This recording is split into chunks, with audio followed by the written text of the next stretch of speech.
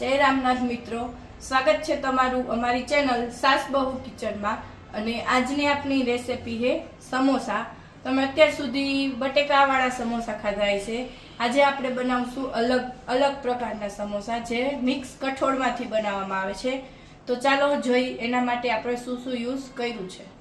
તો જો આપણે મેંદાનો લોટ લીધો છે, 500 ગ્રામ મેંદાનો લોટ લીધો છે।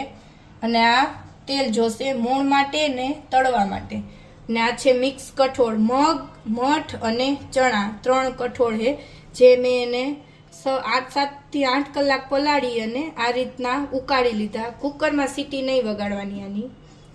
પછી આ છે ડુંગળી જે આ રીતની મેં ઝીણી કાપી લીધી છે। આ છે ધાણા અને બાફેલા બટેકા, લીંબુનો રસ, ખાંડ, ગરમ મસાલો, આદુ મરચાંનો લીલો મસાલો, મીઠું, હળદર, ધાણા જીરું અને અજમા। તો અમે આની પહેલા એક રેસીપી મૂકી હતી સુરતી ખીચડી।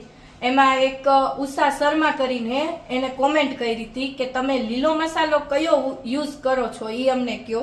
તો જો આ લીલો મસાલો છે, આમાં જે લીલી મરચી આવે એ અને આદુ એને મેં મિક્સરમાં કે પછી હાથ બ્લેન્ડર આવે એમાં આપણે એને ક્રશ કરી લીધી છે।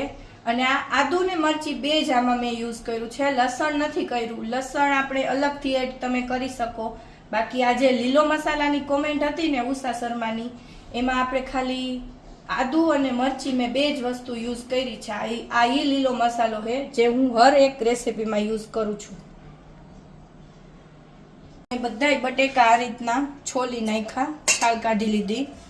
હવે આપણે આને મેશ કરી નાખશું। જો આ રીતના ડટાની મદદથી આપણે આને મેશ કરી નાખશું। અને આપણે આમાં બટેકાનું પ્રમાણ થોડું ઓછા રાખવાના। અમારે નાના બટેકા હતા એટલે મેં આટલા લીધા। બાકી તમે મિશ્રણ પ્રમાણે 1 થી 2 બટેકા જ બાફવાના, વધારે નહીં બાફવાના, નકર પછી બટેકાનો ટેસ્ટ વધારે આવે અને કઠોળનો ટેસ્ટ એટલો બધો ન આવે। એટલે મેં મારા બટેકાની સાઈઝ બહુ નાની હતી એટલે મેં વધારે લીધા। બાકી મોટા બટેકા હોય તો તમે 1 થી 2 બટેકા જ યુઝ કરી શકો। જો આવી રીતના બટેકા મેશ થઈ ગયા છે। હવે એમાં આપણે કઠોળ એડ કરશું। અને જો આ મારું બધું કઠોળ થઈને 250 ગ્રામ જેટલું હોય છે। એક ચણા જ ઓછા આપણે યુઝ કર્યા છે। બાકી 2 મુઠ્ઠી મગ, 2 મુઠ્ઠી મઠ અને 1 મુઠ્ઠી ચણા એ રીતના મેં માપ લઈને પલાળ્યા હતા। હવે આપણે એને આમાં એડ કરી દઈશું। અને આ કઠોળને 6 થી 7 કલાક પહેલા પલાળી દેવાના ગરમ પાણીમાં। અને પછી એને 2 થી 3 મિનિટ જ મીઠું નાખી અને ગેસ ઉપર ઉકાળી લેવાના। મેં પહેલા જ ઉકાળીને રાખી દીધા હતા। જો આપણે અહીંયા તપેલી મૂકી દીધી ગરમ થવા। એમાં આપણે 1 ચમચી જેટલું તેલ નાખશું।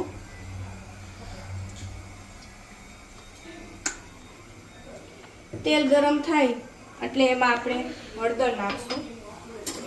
તો જો આપણું તેલ ગરમ થઈ ગયું છે, ગેસ ધીમો કરી એમાં આપણે પહેલા 1 ચમચી હળદર નાખશું અને આ કાંદા નાખી દઈશું।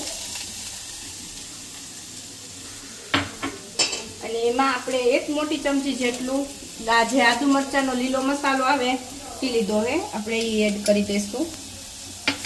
મિક્સ કરી લઈશું આ રીતે।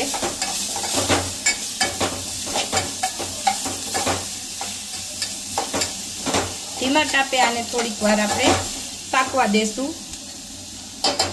અને એમાં 1 ચપટી જેટલું આપણે મીઠું નાખશું।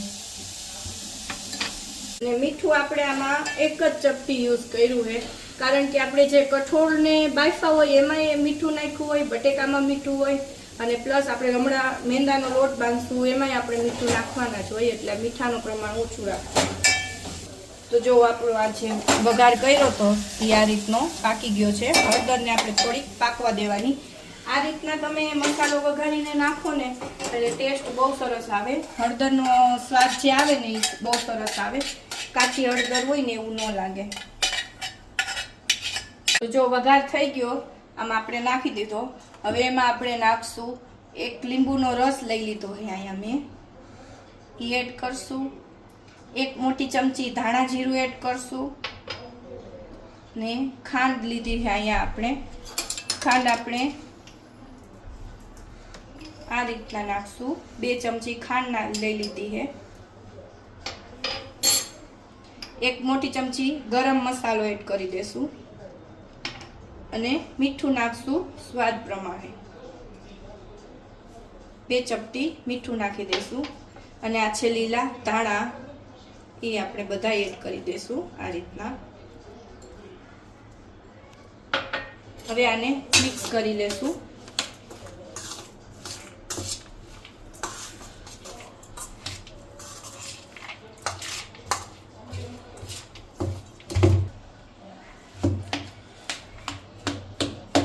જો આપણો મસાલો આ રીતનો તૈયાર થઈ ગયો છે. આમાં આપણે લાલ મરચું યુઝ નથી કરવાનું, કાશ્મીરી જે લાલ મરચું આવે એ. આપણે આમાં લીલો મસાલો જ યુઝ કરવાનો છે, આદુ મરચાંનો. તો જો આપણું પૂરણ થઈ ગયું છે કમ્પ્લીટ. હવે આપણે મેંદાનો લોટ બાંધશું. આ મેં 500 ગ્રામ મેંદાનો લોટ લીધો હતો, એ બધોય આપણે બાંધી લેશું. એમાં આપણે સ્વાદ અનુસાર મીઠું નાખશું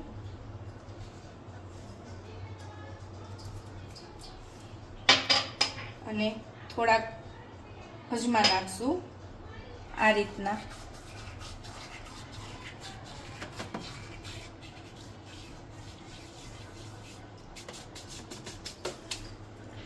મોણ માટે તેલ નાખશું.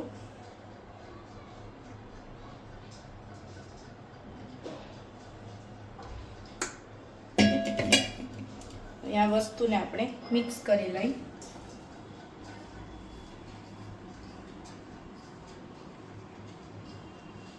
તો જો આપણે અહીંયા મોણ ને મીઠું ને અજમાને મિક્સ કરી દીધા અને મોણ આપણે આ રીતના મુઠ્ઠી મોણ નાખવાનું.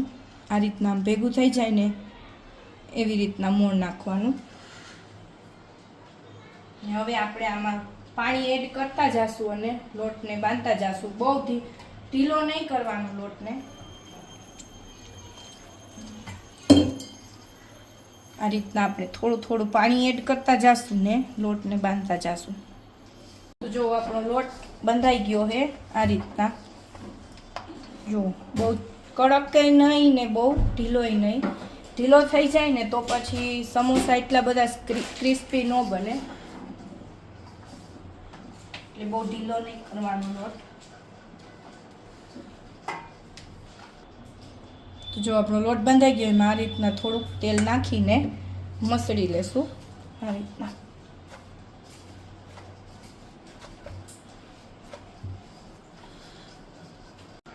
જો આપણો લોટ બંધાઈ ગયો છે આ રીતનો.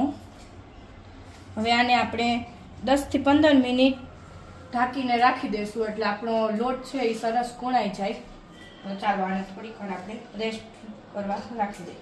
10-15 મિનિટ થઈ ગઈ અને આપણો લોટ એ સરસ કૂણાઈ ગયો છે જોવો આ રીતનો. તો હવે આપણે આને વણી લેશું. આ રીતનું એક લુયો લઈ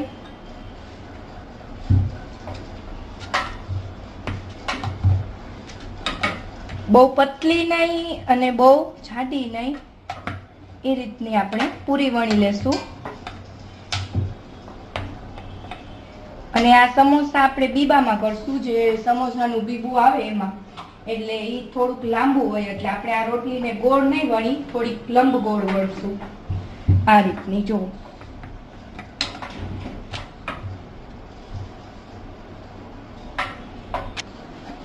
તો જો આ રીતની આપણે લંબ ગોળ રોટલી વણી લીધી છે. હવે એને આપણે આ રીતનું એક બીબું લીધું છે, એમાં આ રીતના સેટ કરી દેશું. અને આ બીબું તમને માર્કેટમાં ગમે એ જગ્યાએથી અવેલેબલ થઈ જાય ઇઝીથી. અને જો હાથેથી કરવા હોય તો હાથેથી ને કરી શકો. આપણે બીબામાં શેપ એકદમ સરસ સમોસા જેવો જ આવે છે, એટલે આપણે બીબાનો યુઝ કર્યો છે. તો જો એક બાજુ આ રીતનો સરસ મસાલો ભરી દેવાનો. આને આપણે આ ઉપરની સાઈડ આવે ત્યાંથી આપણે આને આમ બંધ કરી દેવાનું. પછી જે આ વધારાનો લોટ હોય એને આપણે આવી રીતના બહાર કાઢી લઈશું.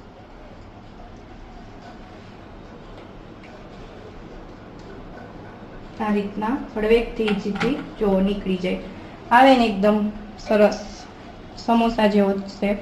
હવે આ જ રીતે આપણે બીજા સમોસા પણ કરી લઈએ.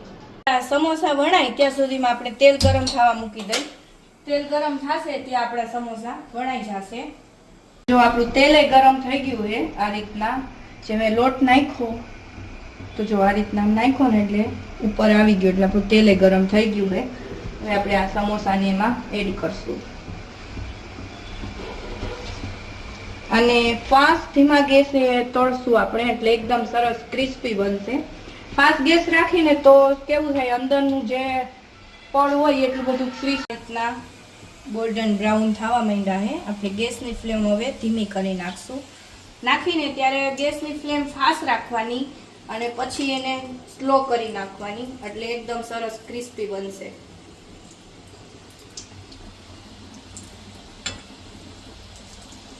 તો જો આપણા સરસ આ રીતના સમોસા તળાઈ ગયા છે.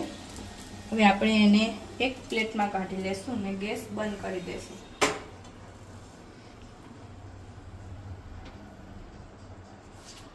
તો જો આપણા સરસ મજાના સમોસા તળાઈ ગયા છે. હવે આપણે એને આ ખજૂર આમલીની ચટણી અને લીલી ચટણી સાથે સર્વ કરશું.